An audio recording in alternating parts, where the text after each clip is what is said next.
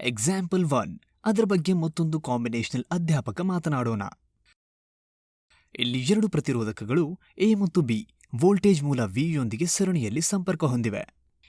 A ಮತ್ತು B ರೆಜಿಸ್ಟರ್ಗಳು ಪ್ರವಾಹದಲ್ಲಿ ಎರಡು ವಿರೋಧಗಳನ್ನು ರಚಿಸುತ್ತವೆ, ಏಕೆಂದರೆ ಅವುಗಳು ಪ್ರಸ್ತುತ ಹರಿವಿನ ಅದೇ ಹಾದಿಯಲ್ಲಿವೆ. ನೀವು ಮೋಟಾರ್ ಸೈಕಲ್ನೊಂದಿಗೆ ಗಂಟೆಗೆ 40 ಕಿಲೋಮೀಟರ್ ರಸ್ತೆಯಲ್ಲಿ ಪ್ರಯಾಣಿಸುತ್ತಿದ್ದೀರಿ ಎಂದು ಊಹಿಸಿ.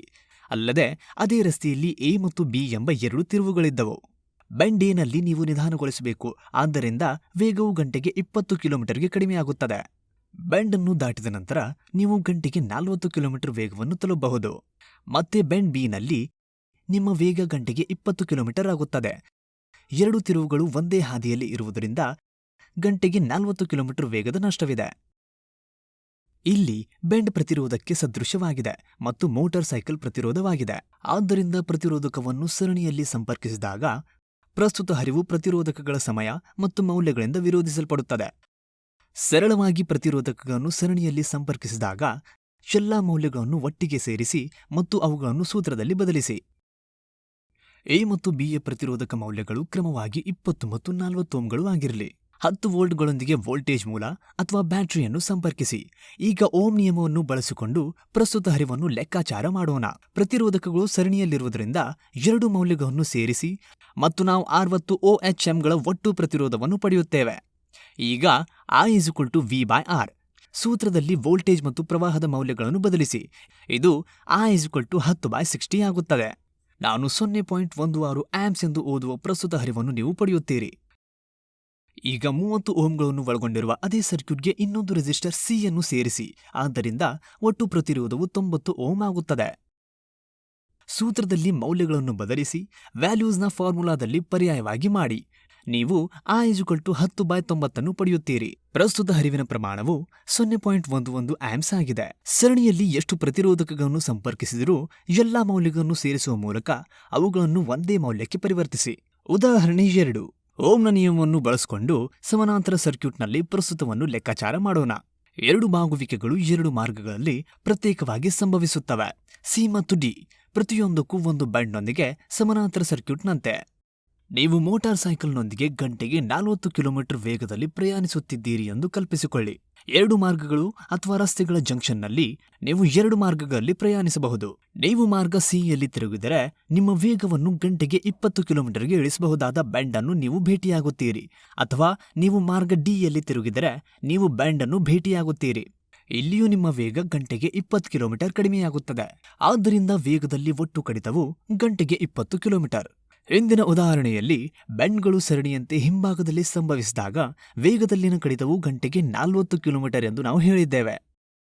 ಆದರೆ ಸಮಾನಾಂತರ ತಿರುವುಗಳಲ್ಲಿ ವೇಗದಲ್ಲಿ ಕಡಿತವು ಗಂಟೆಗೆ ಕೇವಲ 20 ಕಿಲೋಮೀಟರ್ ಆಗುತ್ತದೆ. ಆದ್ದರಿಂದ ಬಿಂದುವಿಗೆ ಬರುವುದು ಸರಣಿ ಸರ್ಕ್ಯೂಟ್ನಲ್ಲಿ ಪ್ರತಿರೋಧವು ಅಧಿಕವಾಗಿರುತ್ತದೆ, ಆದರೆ ಸಮಾನಾಂತರ ಸರ್ಕ್ಯೂಟ್ನಲ್ಲಿ ಪ್ರತಿರೋಧವು ಕಡಿಮೆ ಇರುತ್ತದೆ. 10 ವೋಲ್ಟೇಜ್ ಮೂಲ ಅಥವಾ ಬ್ಯಾಟರಿಯೊಂದಿಗೆ ಸಮಾನಾಂತರವಾಗಿ ಕ್ರಮವಾಗಿ 20 ಓಮ್ಗಳು ಮತ್ತು 40 ಓಮ್ಗಳು ಎರಡು ಪ್ರತಿರೋಧಕಗಳು R1 ಮತ್ತು R2 ಅನ್ನು ಸಂಪರ್ಕಿಸೋಣ. ಮೊದಲಿಗೆ ಸೂತ್ರವನ್ನು ಬಳಸಿಕೊಂಡು ಒಟ್ಟು ಪ್ರತಿರೋಧವನ್ನು ಲೆಕ್ಕಾಚಾರ ಮಾಡಿ. R = 1/20 + 1/40. R = 13.33 ಓಮ್ ಇದರ ಫಲಿತಾಂಶವಾಗಿದೆ. I = V/R ಸೂತ್ರದಲ್ಲಿ ವೋಲ್ಟೇಜ್ ಮತ್ತು ಪ್ರತಿರೋಧದ ಮೌಲ್ಯಗಳನ್ನು ಬದಲಿಸಿ. I = 10/13.33. ಇದರ ಫಲವಾಗಿ ನಾವು ಕರೆಂಟ್ 0.75 ಆಂಪಿಯರ್ ಪಡೆಯುತ್ತೇವೆ. ನೀವು ರೆಸಿಸ್ಟರ್ಗಳನ್ನು ಹೆಚ್ಚು ಸಮಾನಾಂತರವಾಗಿ ಸಂಪರ್ಕಿಸುತ್ತಿದ್ದರೆ ಒಟ್ಟು ಪ್ರತಿರೋಧವು ಕಡಿಮೆಯಾಗುತ್ತಲೇ ಇರುತ್ತದೆ ಮತ್ತು ಅದಕ್ಕೆ ತಕ್ಕಂತೆ ಪ್ರವಾಹವು ಹೆಚ್ಚುತ್ತಲೇ ಇರುತ್ತದೆ. ಉದಾಹರಣೆ 1 ಮತ್ತು 2ರಿಂದ ಪ್ರತಿರೋಧವು ಹೆಚ್ಚಾಗುತ್ತದೆ ಮತ್ತು ಪ್ರಸ್ತುತ ಕಡಿಮೆಯಾಗುತ್ತದೆ ಮತ್ತು ಸಮಾನಾಂತರ ಸರ್ಕ್ಯೂಟ್ನಲ್ಲಿ ಪ್ರತಿರೋಧವು ಕಡಿಮೆಯಾಗುತ್ತದೆ. ಆದ್ದರಿಂದ ಪ್ರಸ್ತುತವು ಹೆಚ್ಚಾಗುತ್ತದೆ.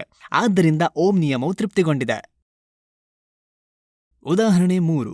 ಅದೇ ಸರಣಿ ಮತ್ತು ಸಮಾನಾಂತರ ಸರ್ಕ್ಯೂಟ್ಗಳೊಂದಿಗೆ ವೋಲ್ಟೇಜ್ ಮತ್ತು ಪ್ರವಾಹದ ನಡುವಿನ ಸಂಬಂಧವನ್ನು ಚರ್ಚಿಸೋಣ. ವೋಲ್ಟೇಜ್ ಮೂಲ ಅಥವಾ ಬ್ಯಾಟರಿಯನ್ನು 10 ವೋಲ್ಟ್ಗಳಿಂದ 20 ವೋಲ್ಟ್ಗಳಿಗೆ ಬದಲಾಯಿಸಿ. ಈಗ ಸೂತ್ರದಲ್ಲಿ ವೋಲ್ಟೇಜ್ ಮತ್ತು ಪ್ರವಾಹದ ಮೌಲ್ಯಗಳನ್ನು ಬದಲಿಸಿ.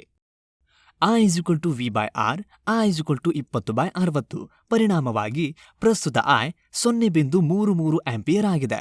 ಹಿಂದೆ ಸರ್ಕ್ಯೂಟ್ ಅನ್ನು 10 ವೋಲ್ಟ್ಗೆ ಸಂಪರ್ಕಿಸಿದಾಗ ನಾವು ಪ್ರಸ್ತುತವನ್ನು 0.16 ಆಂಪಿಯರ್ ಎಂದು ವಿಶ್ಲೇಷಿಸಿದ್ದೇವೆ. ನಾವು ಅದನ್ನು 20 ವೋಲ್ಟ್ಗಳೊಂದಿಗೆ ಬದಲಾಯಿಸಿದಾಗ ಪ್ರಸ್ತುತವು 0.33 ಆಂಪಿಯರ್ ಆಗುತ್ತದೆ.